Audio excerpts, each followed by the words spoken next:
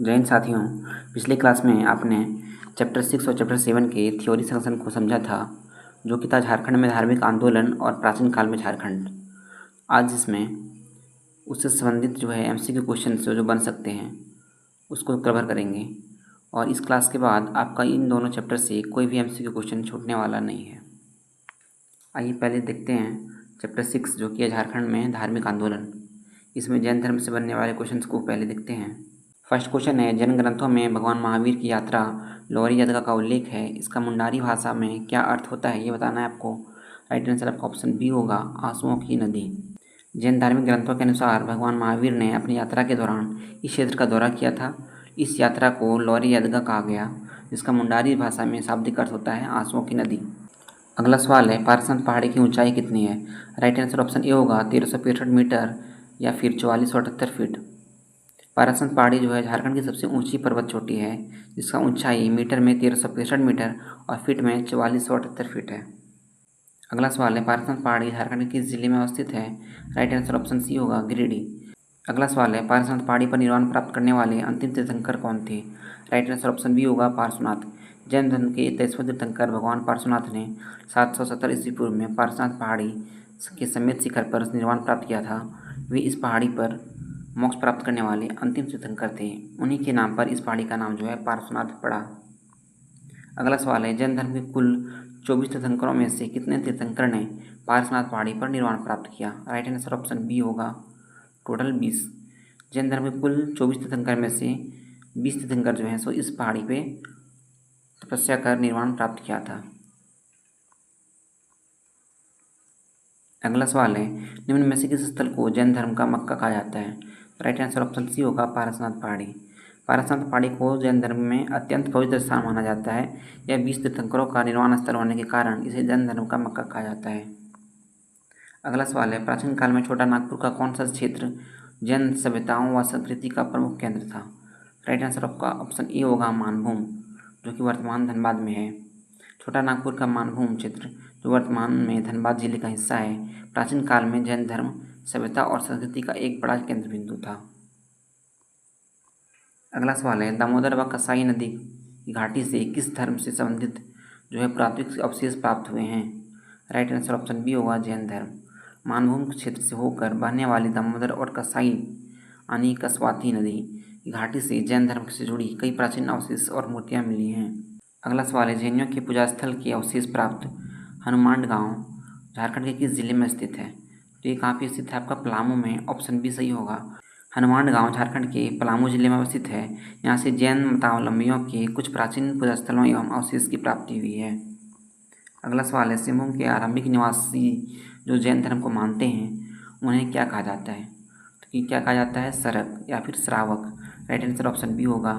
सिंहभूम क्षेत्र के आरंभिक निवासी जो कि गृहस्थ जैन धर्म मानते थे उन्हें सरक कहा जाता था। सरक शब्द जो है सो वास्तव में जैन शब्द श्रावक का ही बिगड़ा हुआ रूप है। अगला सवाल है, किस जनजाति के लोगों ने सरक लोगों को सिंहभूम से बाहर निकाल दिया था। राइट आंसर ऑप्शन सी होगा, हो जनजाति। सिंहभूम में निवास करने वाले गृहस्थ जीवनियों जो हैं यानी सरक जो हैं वो कालांतर में स्थानीय यानी हो जनजाति के लोग ने इस क्षेत्र से बाहर खदेड़ दिया था। अगला सवाल है, कोल्हुआ पहाड़ जो कि कोलेश्वरी पर्वत झारखंड के किस जिले में स्थित है। तो ये कहाँ पे है, चतरा में। ऑप्शन बी, कोल्हुआ पहाड़ झारखंड के चतरा जिले में स्थित है। यह स्थान हिंदू, बौद्ध और जैन तीनों धर्मों का एक प्रसिद्ध संगम स्थल है। अगला सवाल है, कोल्हुआ पहाड़ पर जैन धर्म के किस 10वें तीर्थंकर को ज्ञान की प्राप्ति हुई थी। राइट आंसर ऑप्शन ए होगा, शीतलनाथ। चतरा के कोल्हुआ पहाड़ पर जैन धर्म के 10वें तीर्थंकर स्वामी शीतलनाथ को ज्ञान की प्राप्ति हुई थी, जिसे केवल्य कहते हैं। यहाँ 9 जैन तीर्थंकरों की प्रतिमाएं जो है सो और पार्श्वनाथ जी के पदचिन्ह भी विद्यमान हैं। अगला है बौद्ध धर्म। इससे बनने वाले सवाल देखते हैं।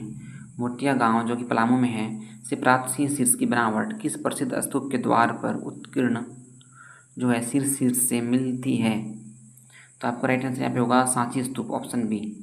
पलामू जिले के मूर्तिया गांव से एक बौद्ध जो है सिंह शीर्ष मिला है, जिसकी नक्काशी और बनावट जो है सो सांची स्तूप के तोरण द्वार पर बने सिंह शीर्ष से हूबहू मेल खाती है। अगला सवाल है, हजारीबाग जिले के किस स्थान से बुद्ध की एक प्रस्तर जो है यानी पत्थर की मूर्ति मिली है? तो राइट आंसर ऑप्शन बी होगा सूर्यकुंड। हजारीबाग जिले में स्थित प्रसिद्ध गर्म जल कुंड यानी सूर्यकुंड के निकट से जो है भगवान बुद्ध की एक प्राचीन पत्थर की मूर्ति प्रस्तर प्राप्त हुई है। भगवान बुद्ध की 1200 वर्ष पुरानी पालकालीन मूर्तियाँ किस स्थान से प्राप्त हुई हैं? राइट आंसर ऑप्शन ए होगा बहुवरणपुर हजारीबाग। हजारीबाग जिले के बहुवरणपुर नामक स्थल से भारतीय पुरातत्व सर्वेक्षण की खुदाई में जो है पाल काल यानी लगभग 1200 वर्ष पुरानी भगवान बुद्ध की सुंदर मूर्तियाँ प्राप्त हुई हैं। अगला सवाल है, खूंटी जिले के किस स्थान से बौद्ध विहार के अवशेष प्राप्त हुए हैं? तो राइट आंसर आपका होगा ऑप्शन बी बेलवादाग। खूंटी जिले के बेलवादाग नामक स्थान से प्राचीन बौद्ध विहार जहाँ बौद्ध भिक्षु निवास करते थे कि ईंटों एवं संरचनाओं के अवशेष मिले हैं। अगला सवाल है, बुद्ध की 2 प्रतिमाएं जमशेदपुर के किस गांव से मिली हैं? राइट आंसर ऑप्शन बी होगा पटम्बा गांव। पूर्वी सिंहभूम जमशेदपुर के पटम्बा गांव से भगवान बुद्ध की जो है 2 सुंदर मूर्तियां या प्रतिमाएं प्राप्त हुई हैं। अगला सवाल है, दामोदर नदी के किनारे स्थित बुद्धपुर का बुद्धेश्वर मंदिर किस क्षेत्र से संबंधित है? राइट आंसर ऑप्शन ए होगा दियापुर दालमी। धनबाद जिले के दियापुर दालमी बुद्धपुर क्षेत्र में दामोदर नदी के तट पर बुद्धेश्वर मंदिर स्थित है जो प्राचीन बौद्ध स्मारक और बौद्ध संस्कृति का प्रतीक है। अगला सवाल है, सरायकेला खरसावां के ईचागढ़ से प्राप्त बौद्ध देवी तारा की मूर्ति को वर्तमान में किस संग्रहालय में रखा गया है? राइट आंसर ऑप्शन सी होगा रांची संग्रहालय। ईचागढ़ सरायकेला खरसावां से बौद्ध धर्म के वज्रयान शाखा से संबंधित देवी तारा की प्राचीन मूर्ति मिली थी जिसे संरक्षित करने हेतु रांची संग्रहालय में रखा गया है। अगला सवाल है, प्रसिद्ध चीनी यात्री जो है फाहियान ने झारखंड के किस बौद्ध स्थल या विहार का विशेष उल्लेख किया है? तो किसका किया था? सीतागढ़ पहाड़ जो कि हजारीबाग में है। ऑप्शन ए होगा। हजारीबाग के सीतागढ़ पहाड़ से प्राप्त बौद्ध विहार का विस्तृत वर्णन जो है प्रसिद्ध चीनी यात्री फाहियान ने अपने यात्रा वृत्तांत में किया है। यहाँ से भगवान बुद्ध की 4 आकृतियों वाला एक स्तूप भी मिला है। अगला सवाल है, बंगाल के पाल शासकों के शासन के दौरान झारखंड में बौद्ध धर्म की किस शाखा का विकास हुआ? राइट आंसर ऑप्शन सी होगा वज्रयान। मध्यकाल के आरंभ में जब बंगाल पर जो है पाल वंश का शासन था तब झारखंड के क्षेत्रों में बौद्ध धर्म की वज्रयान शाखा तंत्र मंत्र और देवी पूजन से प्रभावित का व्यापक विकास हुआ। अगला सवाल है, किस गुप्त शासक के प्रवेश के उपरांत झारखंड में बौद्ध धर्म का ह्रास यानी पतन प्रारंभ हो गया? राइट आंसर ऑप्शन सी होगा कुमारगुप्त। गुप्त राजवंश के राजा जो हैं कुमारगुप्त के काल में झारखंड क्षेत्र में हिंदू धर्म के पुनर्स्थापन के साथ जो है बौद्ध धर्म का प्रभाव धीरे धीरे घटने लगा और उसका ह्रास होना शुरू हो गया। आइए चैप्टर 7 से बनने वाले क्वेश्चंस देखते हैं जो कि प्राचीन काल में झारखंड। पहले देखते हैं मौर्य काल से बनने वाले क्वेश्चंस को। पहला सवाल है, कौटिल्य के अर्थशास्त्र में झारखंड क्षेत्र को किस नाम से इंगित किया गया है? राइट आंसर ऑप्शन बी होगा कुक्कुट या फिर कुक्कुट देश। चाणक्य जिसे कौटिल्य भी बोलते थे अपने प्रसिद्ध राजनीतिक ग्रंथ जो कि अर्थशास्त्र में झारखंड के इस वनांचल क्षेत्र को कुटुक या फिर कुटुक देश के नाम से संबोधित किया है। अगला सवाल है, कौटिल्य के अनुसार चंद्रगुप्त मौर्य ने जनजातियों पर नियंत्रण एवं मगध साम्राज्य हेतु उनके उपयोग के लिए किस पदाधिकारी की नियुक्ति की थी? तो राइट आंसर ऑप्शन बी होगा आटविक। कौटिल्य के अनुसार मगध साम्राज्य की सुरक्षा तथा जनजातियों पर नियंत्रण रखने और उन्हें अपने पक्ष में रखने के लिए चंद्रगुप्त मौर्य ने आटविक नामक अधिकारी की नियुक्ति की थी। अगला सवाल है, कौटिल्य ने अपने ग्रंथ अर्थशास्त्र में इंद्र नामक की नदियों से क्या प्राप्त होने की बात लिखी है? राइट आंसर ऑप्शन बी होगा हीरे। कौटिल्य के अर्थशास्त्र में वर्णन है कि इंद्र नामक जो संभवतः ईव और शंख नदियों का क्षेत्र था कि नदियों की बालू से मूल्यवान हीरे प्राप्त किए जाते थे। अगला सवाल है 27वां नंबर में, चंद्रगुप्त मौर्य के शासनकाल में सेना के प्रयोग हेतु जो है झारखंड से क्या मंगाया जाता था? तो हाथी। मौर्यकालीन विशाल सेना के जगदल यानी हाथी सेना को मजबूत करने के लिए झारखंड के जंगलों से खूंखार और शक्तिशाली हाथी मंगवाए जाते थे। अगला सवाल है, अशोक के किस शिलालेख में झारखंड यानी आर्टिक प्रदेश का उल्लेख मिलता है? तो ऑप्शन सी सही होगा 13वीं शिलालेख। सम्राट अशोक के 13वीं शिलालेख में समीपवर्ती राज्यों की सूची में आर्टिक प्रदेश का जिक्र है जो बघेलखंड से लेकर उड़ीसा के समुद्र तट तक फैला था और झारखंड क्षेत्र इसी का हिस्सा था। अगला सवाल है, अशोक ने झारखंड में बौद्ध धर्म के प्रचार हेतु किस अधिकारी को भेजा था? तो रक्षित को भेजा था। Option B. मौर्य सम्राट अशोक ने अपने धर्म प्रचार अभियान के तहत झारखंड की आजीवित जनजातियों के बीच बौद्ध धर्म के सिद्धांतों का प्रसार करने के लिए रक्षित नामक धार्मिक अधिकारी को भेजा था। अगला टॉपिक है मौर्योत्तर काल। झारखंड के किस स्थान से रोमन साम्राज्य के सिक्के प्राप्त हुए हैं जो वैदेशिक व्यापारिक संबंधों की पुष्टि करता है? तो ऑप्शन बी सही होगा, सिंहभूम। सिंहभूम जिले से रोमन साम्राज्य के प्राचीन तांबे या सोने के सिक्के मिले हैं, जिससे यह स्पष्ट होता है कि मौर्योत्तर काल में झारखंड का व्यापारिक संबंध विदेशों तक था। अगला सवाल है, इंडो सिथियन सिक्के झारखंड में कहाँ से प्राप्त हुए हैं? तो इंडो सिथियन सिक्के जो हैं तो चाईबासा से मिले थे, ऑप्शन बी होगा। पश्चिम सिंहभूम के मुख्यालय चाईबासा से इंडो सिथियन सिक्के जो कि शक शासकों के सिक्के थे ये बरामद हुए थे। अगला सवाल है, रांची के किस कुषाणकालीन शासक के समय के सिक्के प्राप्त हुए हैं? राइट आंसर ऑप्शन ए होगा, कनिष्क। रांची एवं इसके आसपास के क्षेत्रों से कुषाण वंश के सबसे महान सम्राट कनिष्क के समय के तांबे के सिक्के मिले हैं, जिससे साबित होता है कि यह क्षेत्र कुषाण प्रभाव में था। अगला टॉपिक है गुप्त काल। इससे बनने वाले क्वेश्चंस को देखते हैं।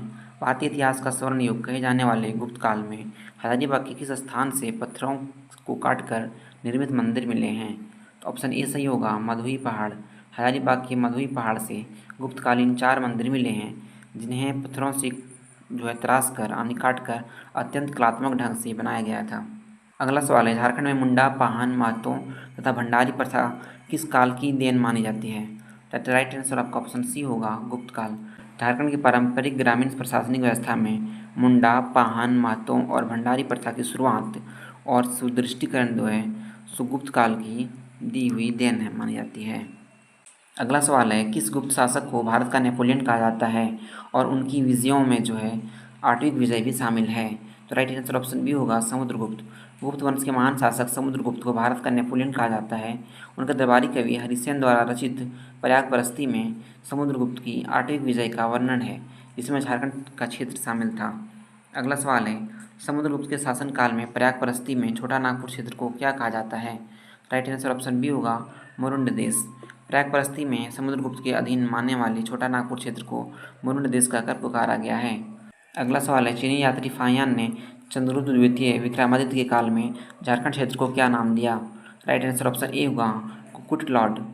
चीनी यात्री फाहियान जब चंद्रगुप्त द्वितीय के शासनकाल में भारत आया तो उसने अपनी यात्रा वृत्तांत में झारखंड क्षेत्र का उल्लेख कुकुट लॉर्ड नाम से किया।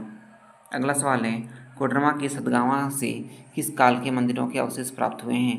राइट आंसर ऑप्शन बी होगा, उत्तर गुप्त काल। कोडरमा जिले में स्थित सतगावा नामक स्थान से उत्तर गुप्त काल कई मंदिरों और धार्मिक अवशेषों की प्राप्ति हुई है। अगला सवाल है, पहाड़ी पर स्थित प्राचीन गुफा गुप्तकालीन पुरातात्विक अवशेष के रूप में कहाँ से मिला? राइट आंसर ऑप्शन बी होगा, पिठोरिया, रांची। रांची की पिठोरिया में एक पहाड़ी की चोटी पर एक गुप्तकालीन कुआं मिला है, जो इस क्षेत्र में गुप्त वंश के संस्थापक और उपस्थिति का जो है ठोस प्रमाण है। नेक्स्ट है भाग 4, गुप्तोत्तर काल एवं अन्य तथ्य। इससे बनने वाले क्वेश्चन देखते हैं। गोड़ यानी पश्चिम बंगाल का वह प्रतापी शासक कौन था जिसकी राजधानी झारखंड क्षेत्र में संथाल परगना का बड़ा बाजार व दुलमी थी? राइट आंसर आपका ऑप्शन बी होगा, शशांक। गोड़ नरेश शशांक प्राचीन काल का पहला ऐसा प्रतापी शासक था जिसकी विस्तृत साम्राज्य जो है राजधानियाँ क्षेत्र संथाल परगना के बड़ा बाजार तथा दुलमी में स्थित थी। अगला सवाल है, गौड़ शासक शशांक किस धर्म का कट्टर अनुयायी था जिसने झारखंड में अनेक शिव मंदिरों का निर्माण कराया? तो शैव धर्म का। राइट आंसर ऑप्शन सी होगा, शशांक भगवान शिव का अन्यायी भक्त था, शैव धर्म का अनुयायी था। उसने झारखंड के कोने कोने में भव्य शिव मंदिरों की स्थापना करवाई। अगला सवाल है, शशांक के शासनकाल का प्रसिद्ध मेनूसागर शिव मंदिर कहाँ स्थित है? तो ये आपका सिंहभूम और मयूरभंज की सीमा क्षेत्र में स्थित है, ऑप्शन ए सही होगा। शशांक द्वारा निर्मित 7वीं शताब्दी का मेनूसागर शिव मंदिर पश्चिम सिंहभूम और मयूरभंज जो कि उड़ीसा की सीमा पर स्थित कोचांग के निकट स्थित है। अगला सवाल है, किस शासक ने झारखंड के लगभग सभी बौद्ध केंद्रों को नष्ट कर दिया और बौद्ध धर्म के प्रति असहिष्णुता की नीति अपनाई? तो ऑप्शन बी सही होगा, शशांक। कट्टर शैव मतावलंबी होने के कारण शशांक ने झारखंड में बौद्ध धर्म और जैन धर्म के केंद्रों को मूर्तियों सहित जो है नष्ट कर दिया और उनके स्थानों पर हिंदू यानी शैव धर्म स्थापित किया। अगला सवाल है, वर्धन वंश के सर्वाधिक शक्तिशाली शासक हर्षवर्धन के साम्राज्य में झारखंड का कौन सा क्षेत्र सम्मिलित था? तो कंचागल राजमहल जिसको बोलते हैं, ऑप्शन ए सही होगा। वर्धन सम्राट हर्षवर्धन के विशाल साम्राज्य का पूर्वी हिस्सा झारखंड का कंचागल जो कि वर्तमान राजमहल साहिबगंज क्षेत्र था। अगला सवाल है, प्रसिद्ध चीनी यात्री ह्वेनसांग की मुलाकात सम्राट हर्षवर्धन से झारखंड के किस स्थान पर हुई थी? तो कंजागल राजमहल में हुआ था, ऑप्शन बी। चीनी यात्री ह्वेनसांग जब भारत भ्रमण पर आया था तब उसकी पहली मुलाकात सम्राट हर्षवर्धन के राजमहल क्षेत्र में हुई थी, जिसको उस समय कंजागल कहते थे, जिसका वर्णन जो है उसके अपने ग्रंथ में किया गया है। अगला सवाल है, हर्यक वंश का शासक बिंबिसार झारखंड क्षेत्र के माध्यम से किस धर्म का प्रचार करना चाहता था? तो बौद्ध धर्म का, ऑप्शन बी। मगध के हर्यक वंश का प्रतापी राजा बिंबिसार बौद्ध धर्म का अनुयायी था और वह झारखंड के जो है पर्वतीय मार्ग से बौद्ध धर्म का प्रचार प्रसार करना चाहता था। अगला सवाल है, नंद वंश की सेना में झारखंड से किस मुख्य जानवर की आपूर्ति की जाती थी जिसमें जनजातीय लोग शामिल थे? तो ऑप्शन बी सही होगा, हाथी। नंद वंश के समय झारखंड मगध साम्राज्य का हिस्सा था। नंद वंश की विशाल सेना में झारखंड के जंगलों से हाथी भेजे जाते थे और यहाँ के जनजातीय लोग सेना में सैनिक के रूप में भी शामिल थे। अगला सवाल है, कन्नौज के राजा यशोवर्मन की विजय अभियान के दौरान मगध के किस राजा ने भागकर झारखंड में शरण ली थी? तो ऑप्शन ए सही होगा, जीवगुप्त द्वितीय। कन्नौज के महत्वाकांक्षी राजा यशोवर्मन के आक्रमण के समय मगध के शासक जीवगुप्त द्वितीय ने को अपनी जान बचाने के लिए झारखंड के जंगलों एवं सुरक्षित क्षेत्रों में शरण लेनी पड़ी थी। अगला सवाल है, किस शताब्दी में जो है उड़ीसा के राजा जय सिंह ने स्वयं को झारखंड का शासक घोषित किया था? तो राइट आंसर ऑप्शन सी होगा, 13वीं सदी। 13वीं सदी में उड़ीसा के तत्कालीन राजा जय सिंह ने अपने सैन्य बल के आधार पर जो है खुद को झारखंड क्षेत्र का राजा यानी शासक घोषित किया था। अंतिम सवाल है, झारखंड के पलामू जिले में किस गुप्त शासक द्वारा जो है निर्मित मंदिर के अवशेष प्राप्त हुए हैं? तो राइट आंसर ऑप्शन ए होगा, चंद्रगुप्त प्रथम। झारखंड के पलामू जिले में गुप्त वंश के संस्थापक चंद्रगुप्त प्रथम के समय में जो है निर्मित एक प्राचीन मंदिर के अवशेष मिले हैं। धन्यवाद।